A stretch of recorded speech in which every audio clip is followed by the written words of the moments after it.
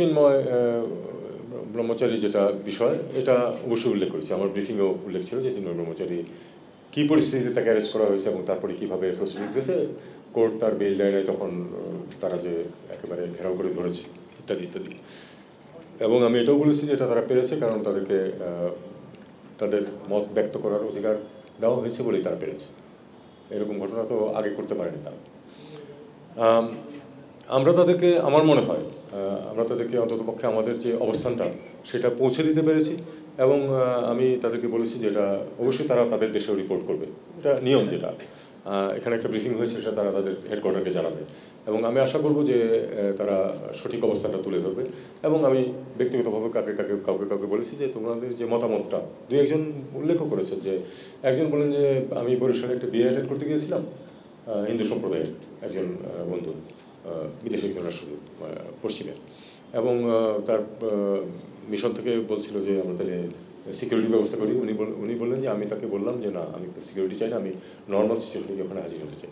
একটু দু একটা পুলিশ ওখানে তারা জেনে গেছে এবং তারা একটু সিকিউরিটি দিয়েছিল, কিন্তু সে বলল যে আমি কোনো ধরনের কোনো সমস্যা দেখি নাই এবং সেখানে আমি দেখেছি যে সেই যে অনুষ্ঠানটা সেটাতে হিন্দু এবং মুসলিমরা পার্টিসিপেট। আপনারা জানেন এটা, আপনাদের যে কারো আমার মেয়ের বিয়েতে হিন্দু অতিথিরা এসছে এবং আমরা প্রচুর হিন্দুদের অনুষ্ঠানে অতিথি হিসেবে যাই, তাদের সাথে একসাথে এনজয় করি, উপভোগ করি। ঠিক এই পিকচারটা উনি দিয়েছেন। আমি তখন তাকে রসিকতার কাছে বললাম যে প্লিজ টেল ইউর ফ্রেন্ড। এলো ভিশন মুশকিল আসান অফার, যে কোনো ব্র্যান্ডের পুরনো ফ্রিজ নিয়ে চলে আসুন ভিশন শোরুমে আর নিয়ে যান নতুন ভিশন ফ্রিজ 20% পর্যন্ত ছাড়। এন্ড ইউর হেডকোয়ার্টার্স, যে তোমার এই এক্সপেরিয়েন্স সে বলছে yes I will do that. আচ্ছা এদিকে একটু ডিপ্লোম্যাটদের কোনো বিষয়ে কোনো জানার আগ্রহ ছিল কিনা, কোনো প্রশ্ন ছিল কিনা এই সেশনে? ছিল, হ্যাঁ কিছু প্রশ্ন ছিল, সেই প্রশ্নের উত্তর দিয়েছি আমরা, ডিটেলস তারা একটু জানতে চাইছেন। তো বাই অ্যান্ড লার্জ তারা বলেছেন যে আমি খুব কম্প্রিহেন্সিভ ব্রিফ দিয়েছি সব কিছু। আমি কথা বলার চেষ্টা করিনি যে কোথাও কোনো সমস্যা নাই, কথা বললে কেউ বিশ্বাস করার কোনো কারণ নেই। সমস্যা আছে, সে সমস্যার মধ্যে আমরা সমাধানের চেষ্টা করছি এবং সফল হচ্ছি অনেকখানি। এবং এটাতে আমি বলেছি যে আপনাদের সবার, আমাদের যারা বন্ধু আছেন আপনাদের সবার সহযোগিতা আমরা চাই। এটা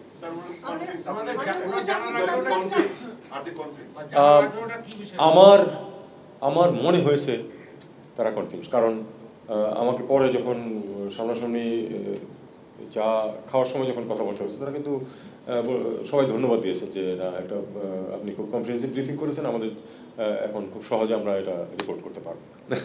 উনি এই বক্তব্য কেন দিলেন এটা আমি ঠিক বুঝতে পারছি না। এটা তার যে ইলেকটোরেট সেটা আমি জানি, আমি কলকাতায় দীর্ঘদিন ছিলাম, আমি তার সাথে ব্যক্তিগতভাবে পরিচিত, তার বাসায়ও আমার যাতায়াত ছিল। কাজে আমি ব্যক্তিগতভাবে মনে করি যে এটা তার জন্য খুব সঠিক পদক্ষেপ না রাজনৈতিক দৃষ্টিভঙ্গি থেকে। রাজনীতিবিদরা তো সবসময় রাজনৈতিক দৃষ্টিকোণ থেকেই বক্তব্য দিয়ে থাকেন। আমি মনে করি যে এটা পশ্চিমবঙ্গের রাজনীতিতে তার অবস্থানের জন্য এটা হয়তো সহায়ক হবে না। এটা অবশ্য আমার মত, উনি নিশ্চয়ই মনে করেন সহায়ক। স্যার আমরা কি ইগনোর করব নাকি আমরা প্রতিবাদ করব? দেখেন এই সমস্যাটা 5 তারিখের পর থেকে বাড়ছে, ভারতের সঙ্গে বাংলাদেশের সম্পর্ক, এটা নিয়ে আমাদের ফোরকাস্টটা কি, মানে সামনের দিনগুলো যেটাকে আমরা কিভাবে হ্যান্ডেল করব? আমি গতকাল একটা অনুষ্ঠানে ছিলাম, সেটা আমি কি বলেছি আপনারা দেখেছেন, এটা কিন্তু ওপেনলি বলেছি, তার মানে তো কোনো গোপনীয় কিছু না।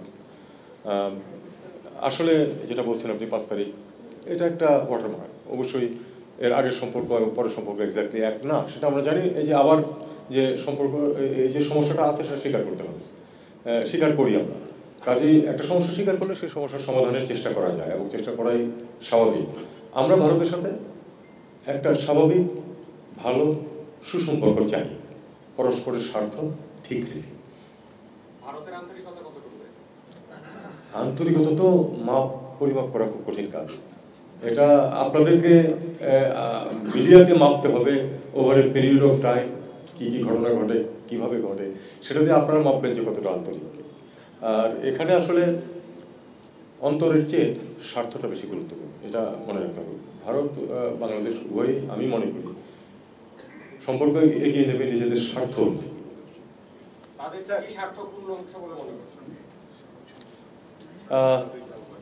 এখন মেজার কিভাবে করবেন? ধরুন ভিসা বন্ধে আমাদের কিছু অসুবিধা হচ্ছে, অনেকের কিন্তু সুবিধা হচ্ছে। আমি কালকে একটা হসপিটালে গেছিলাম আমার একটা ছোট চেক আপের জন্য। হসপিটালের সব সিট কিন্তু একদম ভর্তি, কারণ লোকজন ভারতে যেতে পারতেছে না। তারা যে এখানে খারাপ চিকিৎসা পাচ্ছে তা কিন্তু নয়। কাজে এটা কি ভারতের স্বার্থে কিনা ভেবে দেখতে হবে। তাদের কলকাতার ব্যবসায়ীদের অবস্থা একটু খারাপ, আমরা পত্রপত্রিকা জানি এবং আমি তো যোগাযোগ আছে, তারাও বলেছে এটা কি ভারতের স্বার্থে কিনা সেটা ভারতকে দেখতে হবে। আবার ব্যাপার আছে বৃহত্তর স্বার্থে, তারা যদি মনে করে না পশ্চিমবঙ্গের ক্ষতি হোক তবু ভারতের স্বার্থ অন্যটাতেই, সেটা তারা বুঝবে। ভারতের স্বার্থ তো আমি বুঝতে পারবো না।